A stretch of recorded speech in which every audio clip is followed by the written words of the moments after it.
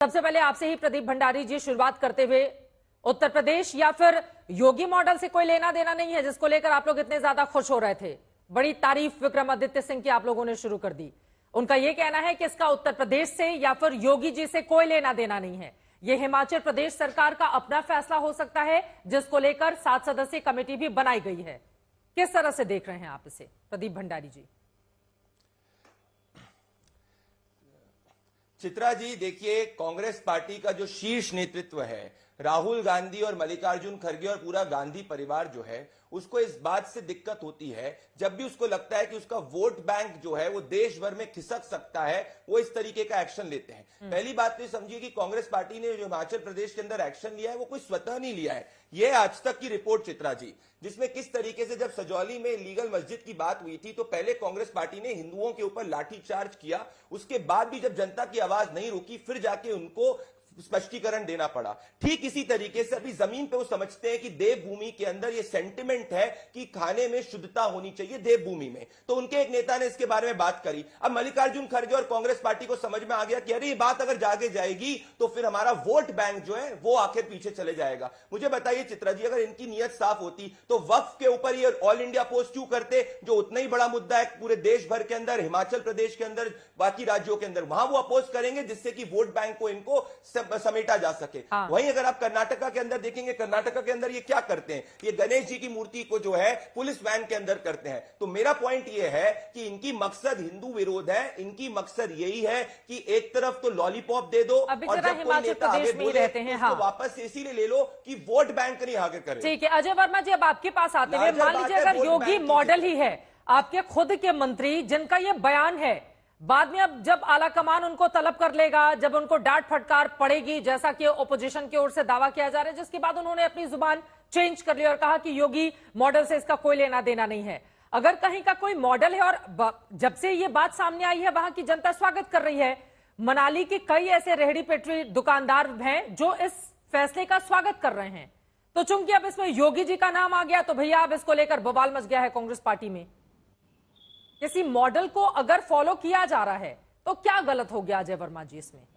चित्रा जी देखिए, अभी प्रदीप जी भाजपा के प्रवक्ता खिसियानी बिल्ली जैसे खंबे नोचती है ना, आप बात कर रही थी हिमाचल की, पहुंच के जाना था जापान, पहुंच गए चीन, इन्हें चीन से बहुत प्यार है तो इधर उधर घुमाते हैं, इनकी खूबसूरती है ये।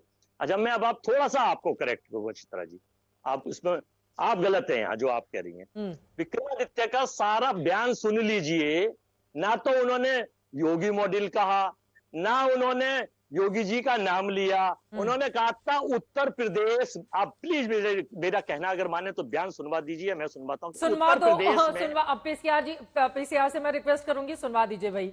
अजय वर्मा जी जो रिक्वेस्ट कर रहे हैं वो मैं सुनवा देती हूँ कि योगी मॉडल किस तरह से कहा पहले उन्होंने और बाद में अपने, अरे आप ध्यान से हमारा पैकेज ही स्टोरी देख लिए होते तो अजय वर्मा जी आपको गुजारिश करने की जरूरत नहीं पड़ती।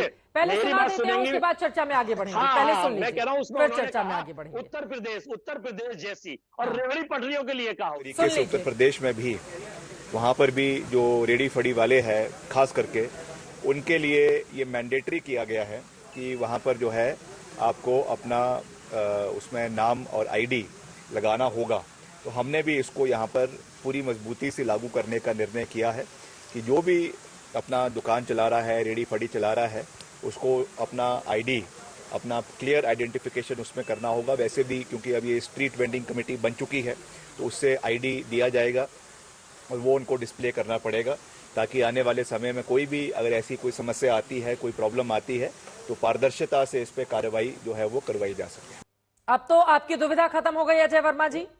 चित्रा जी आपकी दुविधा खत्म है। आप योगी मॉडल कह रही हैं, उन्होंने योगी मॉडल और आदित्य नाम और बीजेपी का नाम ले लिया। यूपी की तरह बोला तो मतलब क्या सुनना चाहते हैं अजय वर्मा जी? कहाँ की बात आप उनको बता रहे हैं कि पहुंचना था, जापान पहुंच गए, चीन, मुझे तो लग रहा है आप न जाने कहाँ कहाँ घुमाना चाहते हैं अजय वर्मा जी। तो मैं भी रहता हूँ, यूपी तो मेरी भी है। हाँ। यूपी तो 26 करोड़ लोगों की है। कौन मना कर रहा है कि यूपी आपकी नहीं है? मुद्दे पर आते हैं अजय वर्मा जी, आपकी यूपी कितनी है इस पर चर्चा नहीं हो रही है, मुद्दे पर आते हैं। मैं सवाल पूछ रही हूं कि अगर उस तरह का यूपी जैसा मॉडल हिमाचल प्रदेश में लागू हो रहा है, क्या दिक्कत है अजय वर्मा जी?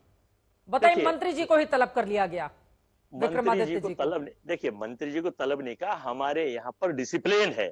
हमारे यहाँ कंगना रनौत नहीं है कि पहले माफी बोल देंगे, बाद में माफी मांग लेंगे, फिर सारा का बीजेपी आईटी सेल लग जाएगा, काले कानून इनकी मंशा, इनका एमपी कहलाते हैं, इनका प्रयोग है, सहयोग नहीं है।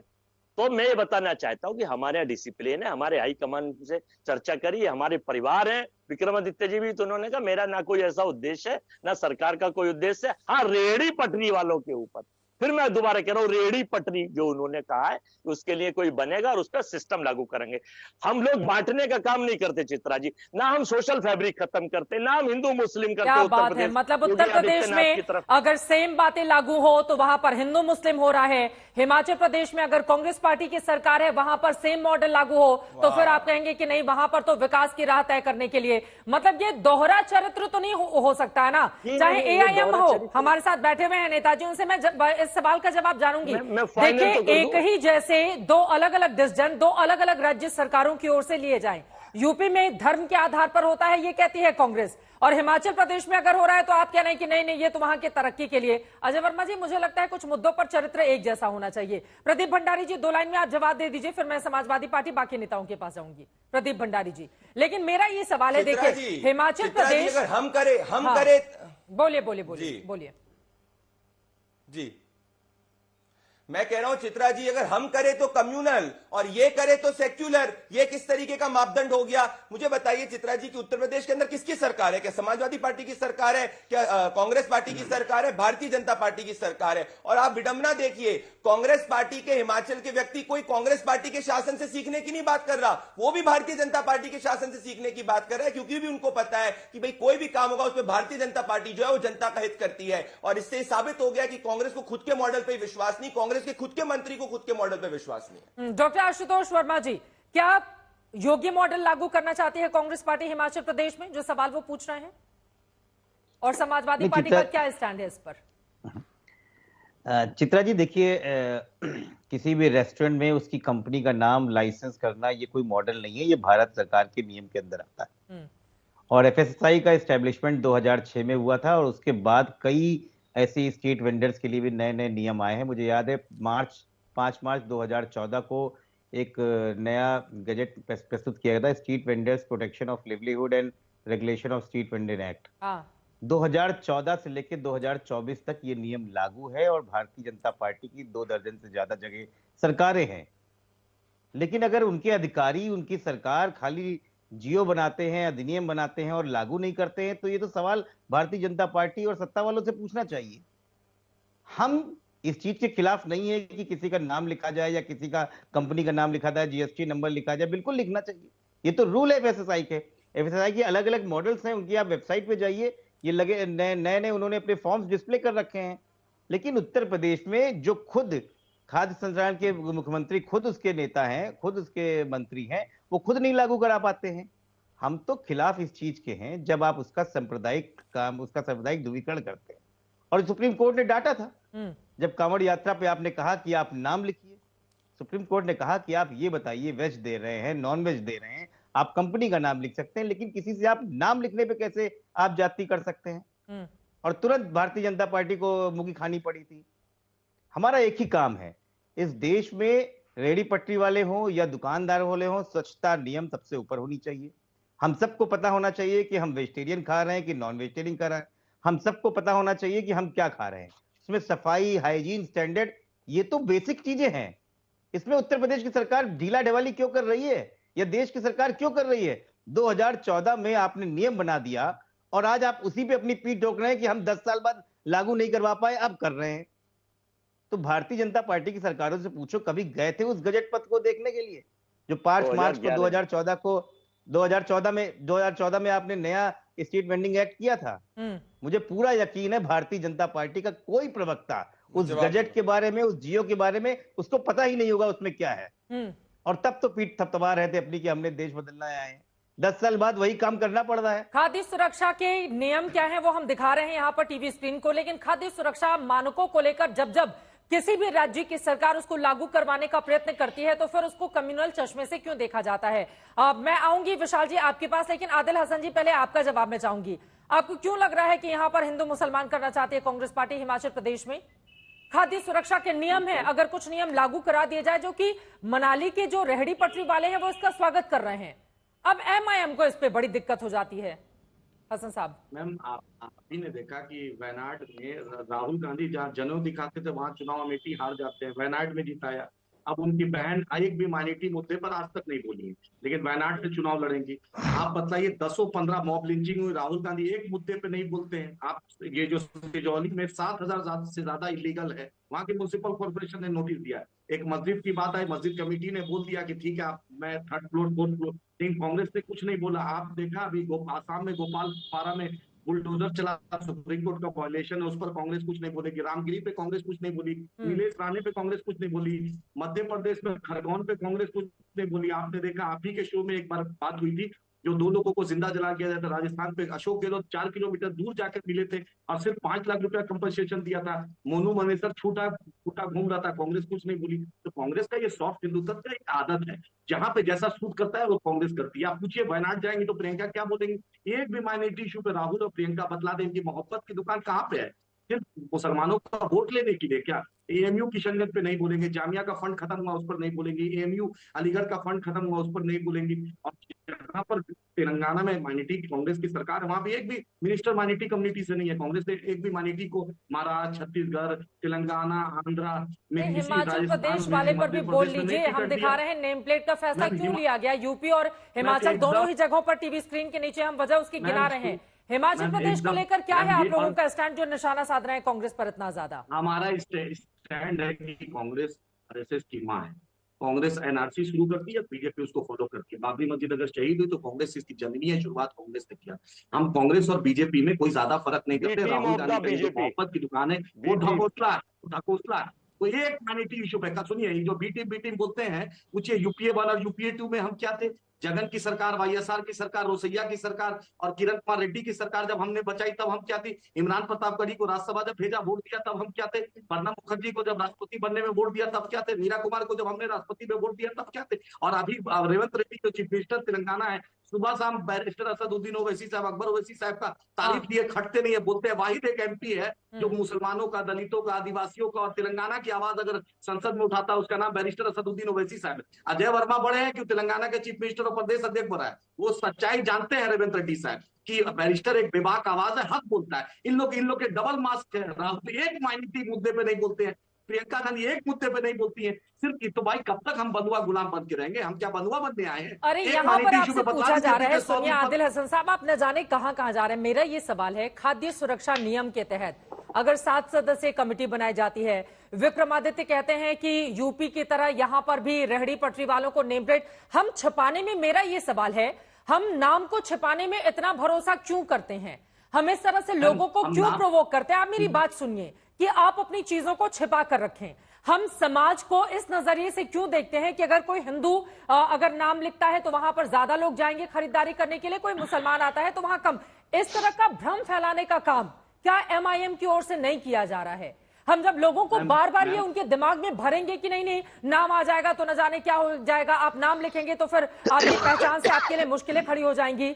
छिपाने में इतना ज्यादा भरोसा क्यों है आदिल हसन साहब? मुझे ये बात समझ में नहीं आती है। मैम भारत वर्ल्ड का सबसे बड़ा बीफ एक्सपोर्टर है। अल कबीर, अल तमस, जितने भी अल करके हैं, सब कोई जैन कम्युनिटी से, कोई ब्राह्मण कम्युनिटी से। उनको बोलिए कि अपने अपने नाम के नाम, अपने पिताजी के नाम से, अपने माताजी के नाम से वर्ल्ड की सबसे बड़ी बीफ एक्सपोर्टर कंपनी अल कबीर हो गई, अल तमस हो गई, अल फुरकान हो गई, भाई पैरामाउंट हो गई, सब नाम आप मेरा रख लीजिएगा। उस पर कोई बोलेगा नहीं, क्योंकि हजारों करोड़, 20,000 करोड़ से ऊपर रेवेन्यू आता है। कौन मना कर रहा है? बोलिए, आप बोलिए कि कौन कौन से उनके मालिकों का नाम बताइए। हम क्यों छिपाने में भरोसा रखें? जो भी इस तरह का नाम रखा है बताइए कौन है वो लोग, क्यों छिपाने में भरोसा रखें? यही तो मेरा सवाल है ना आदिल हसन साहब। इस देश का डुअल स्टैंडर्ड जो है, 10 एक्सपोर्टर है, वो जैन कम्युनिटी से, नॉन मुस्लिम कम्युनिटी से। क्या नाम है? क्या नाम है? ऐसे हवा में नहीं बोलेंगे ना, आप नाम बताइए ना। अब आप यहाँ पर तो बता के चले जाएंगे, फिर अब बाकी दर्शक कंफ्यूज होते रहे। आप नाम बता दीजिए कौन है ऐसे लोग। मैम आपके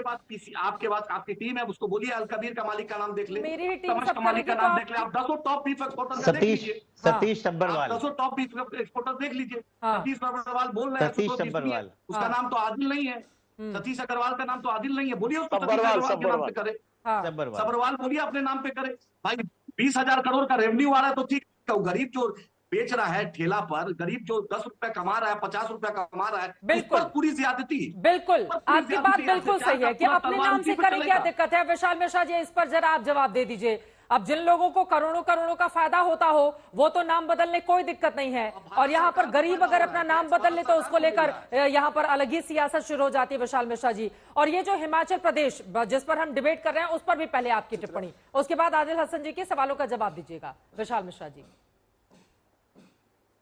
देखिए जी, ठीक है, आपने कहा कि पहले हिमाचल पर टिप्पणी। हाँ। चित्रा जी, मैं ये कहता हूं कि ये कौन सी अब राजनीतिक वातावरण बन गया है कि यदि कोई मॉडल है, यदि और वो अच्छा है और वो समाज को हित में है और उसे कोई दूसरा इम्प्लीमेंट कर रहा है तो महज इसलिए रोक दिया जाए कि क्योंकि नहीं वहां पर किसी दूसरे पार्टी की सरकार है, उसके सरकार के द्वारा किया जा रहा है। ये तो कहीं से भी उचित नहीं प्रतीत होता, नंबर एक। नंबर दो, आप हमें ये बताइए बात कहाँ से शुरू हुई? जो लोग भी ये बोल रहे हैं कि ठेले वाले, रेहड़ी वाले, आप उनको क्यों नहीं बोलते जो अवशिष्ट मिला रहे हैं?